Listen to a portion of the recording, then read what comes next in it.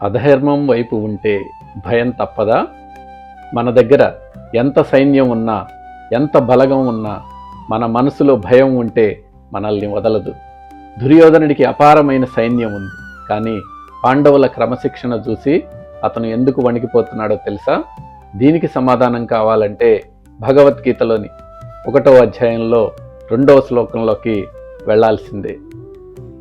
సంజయుడు ఈ విధంగా పలుకుతున్నాడు: రాజైన దుర్యోధనుడు వ్యూహరచన చేయబడిన పాండవ సైన్యాన్ని చూసి తన గురువైన ద్రోణాచార్యుణ్ణి సమీపించి ఇలా మాట్లాడుతున్నారు అని. ఎలా మాట్లాడుతున్నారంటే, దుర్యోధనుడు ఇక్కడ ఒక రాజు హోదాలో ఉన్న భయంతో గురువు దగ్గరికి వెళ్ళాడు.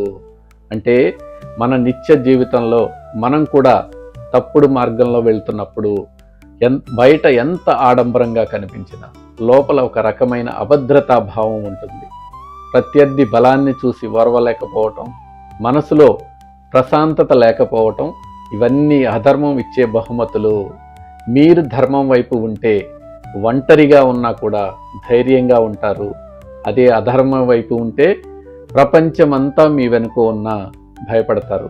మిత్రులారా, గుర్తుంచుకోండి, ధైర్యం ధర్మం నుండి పుడుతుంది, భయం స్వార్థం నుండి పుడుతుంది.